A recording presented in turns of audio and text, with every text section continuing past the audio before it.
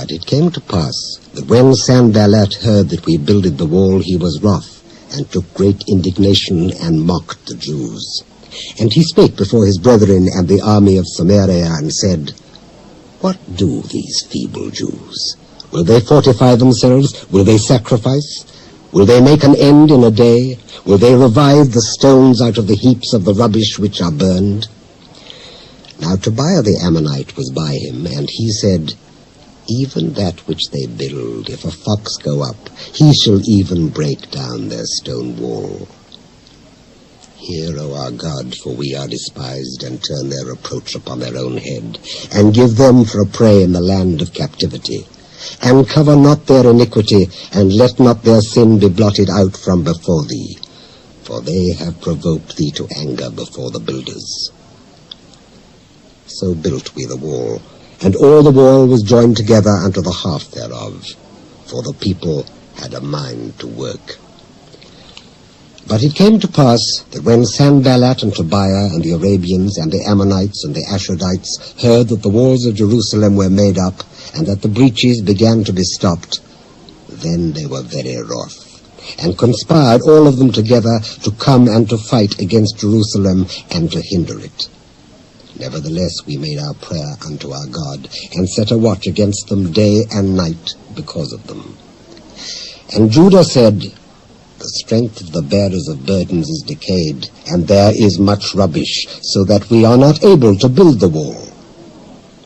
And our adversaries said, They shall not know neither see till we come in the midst among them, and slay them, and cause the work to cease.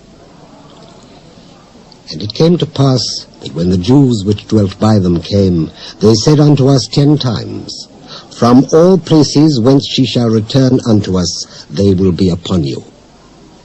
Therefore set I in the lower places behind the wall, and on the higher places I even set the people after their families with their swords, their spears, and their bows.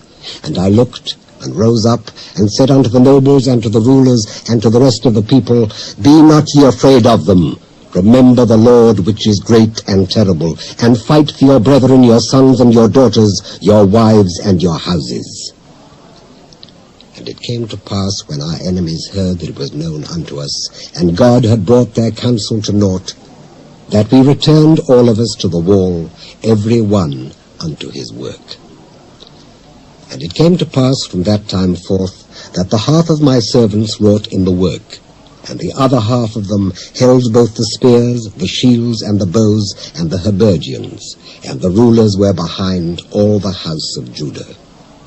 They which builded on the wall, and they that bare burdens, with those that laded, every one with one of his hands wrought in the work, and with the other hand held a weapon. For the builders, every one had his sword girded by his side, and so builded.